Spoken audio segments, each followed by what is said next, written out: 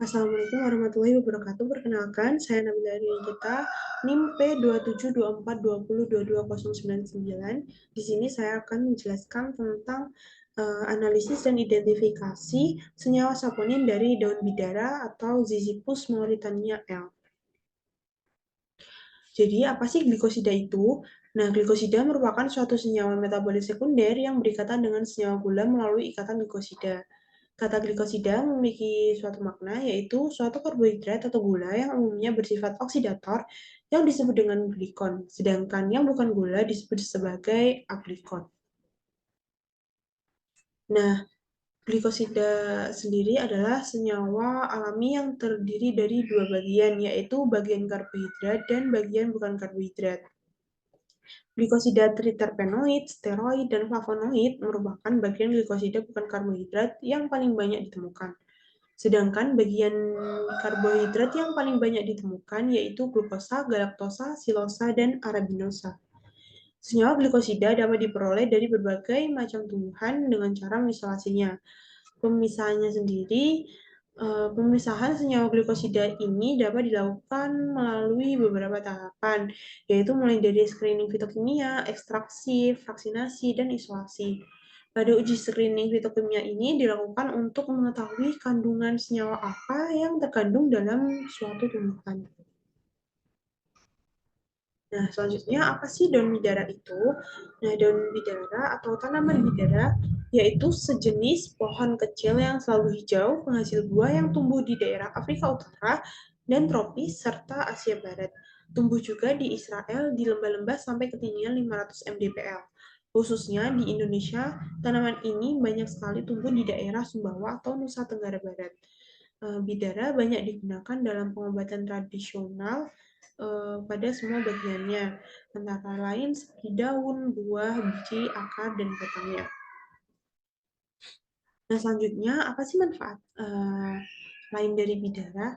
Nah, daun bidara ini juga dapat menghasilkan suatu busa jika diremas dan menghasilkan bau atau aroma yang sangat wangi seperti sabun dan digunakan untuk memandikan orang yang sakit demam. Tanaman daun bidara memiliki senyawa saponin yang kaya akan manfaat. Senyawa saponin sendiri merupakan senyawa glikosida kompleks, yaitu terdiri dari senyawa hasil kondensasi suatu gula dengan suatu senyawa hidroksil organik yang apabila dihidrolisis akan menghasilkan gula atau glikon dan non gula yang biasa disebut dengan aglikon. Struktur saponin tersebut menyebabkan saponin bersifat seperti sabun atau deterjen sehingga saponin disebut sebagai surfaktan alami. Nah, nama saponin sendiri diambil dari sifat utamanya, yaitu sapo, yang dalam bahasa Latin artinya yaitu sabun. Nah, metode penelitian yang digunakan yaitu metode maserasi. Yang pertama, ekstraksi dilakukan dengan metode maserasi menggunakan pelarut etil asetat. Yang kedua, sebanyak 100 gram sampel daun bidara dimasukkan ke dalam Erlenmeyer, kemudian direndam dengan etil asetat sebanyak 600 ml. Yang ketiga ada Erlenmeyer ditutup dengan aluminium foil dan didiamkan selama 3 hari dan sesekali harus dikocok.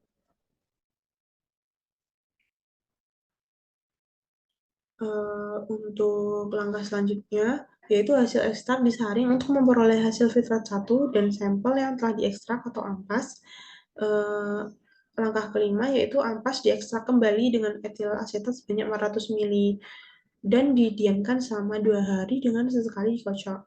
Nah, langkah yang terakhir yaitu hasil ekstrak dari filter 2 dicampurkan dengan filter 1. Kemudian hasil pencampuran tersebut dilakukan evaporasi atau dievaporasi pada suhu 40 derajat Celcius sehingga diperoleh ekstrak kental.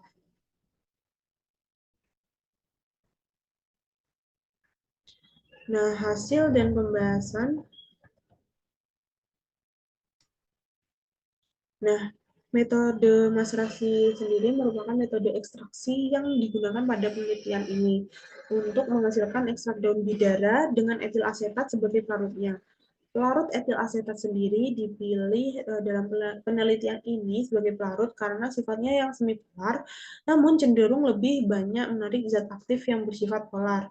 Nah, zat aktif yang akan diteliti yaitu saponin, dan saponin sendiri merupakan senyawa aktif yang bersifat polar. Yang pertama ada proses ekstraksi maserasi.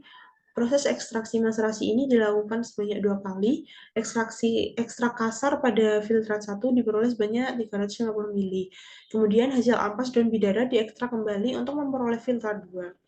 Tujuan dari dilakukannya ekstraksi kedua ini ialah untuk menarik senyawa zat aktif saponin yang belum terekstrak pada proses ekstraksi pertama.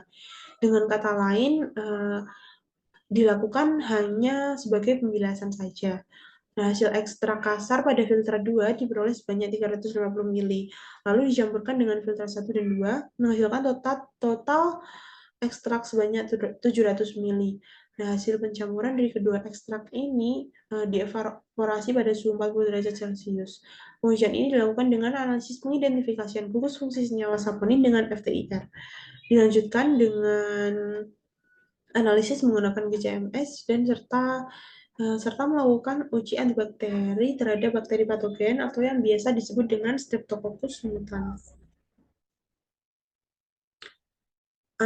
Yang selanjutnya ada analisis identifikasi gugus fungsi saponin menggunakan FTIR.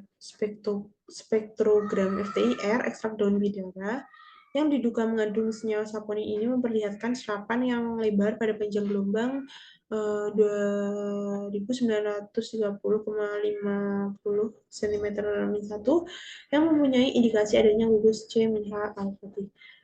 Puncak yang sedikit tajam pada panjang gelombang 1710,28 cm satu merupakan indikasi dari adanya regangan gugus C sama dengan O. Kemudian muncul puncak yang sedikit tajam pada panjang gelombang 1237,79 cm satu mengindikasikan adanya gugus C-O. Hanya saja dalam spektrum tersebut tidak menandakan adanya gugus OH yang memiliki puncak lebar pada panjang gelombang antara 3.000 sampai 3.600 cm-1. Nah, berdasarkan literatur yang didapat, struktur dari golongan saponin hampir rata-rata memiliki gugus min OH di dalamnya. Yang diduga tidak muncul gugus min OH yang merupakan ciri dari saponin di dalam tanaman bidara itu dikarenakan karena adanya senyawa aktif lain yang ikut terekstrak oleh pelarut semipolar yang dapat terukur oleh FTIR. Nah, yang terakhir ada identifikasi ekstrak daun bidara menggunakan GCMS. Identifikasi ekstrak daun bidara menggunakan instrumen GCMS bertujuan menganalisis keberadaan senyawa saponin berdasarkan bobot molekul. Nah, berdasarkan spektrum hasil analisis, terjadi pemisahan yang kurang sempurna karena di dalamnya terdapat banyak sekali puncak yang saling berhimpit dengan puncak yang lain.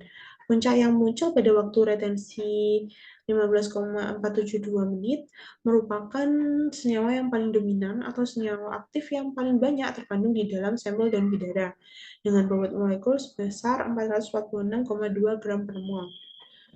Dan berdasarkan penelitian yang sudah dilakukan sebelumnya, bahwa ditemukan bobot molekul saponin sekitar 842,49 gram per mol. Sementara berdasarkan hasil identifikasi, didapatkan nilai bobot molekul saponin sekitar 873,0 gram per mol pada waktu retensi yaitu 19,287 menit. Nah, hasil dari fragmentasi spektra GCMS pada waktu retensi 19,287 menit menunjukkan keberadaan senyawa saponin dalam daun bidara, tetapi tidak dominan atau kadarnya yang lemah karena puncak yang muncul sangatlah kecil. Nah, dari presentasi yang saya sampaikan sebelumnya dapat ditarik kesimpulan yaitu hasil identifikasi ekstrak daun bidara menggunakan GCMS sebagai data pendukung FTIR menunjukkan adanya senyawa saponin dengan bobot molekul sebesar 873,0 gram per mol pada waktu retensi 19,287 menit, namun puncak yang dihasilkan yaitu tidak dominan.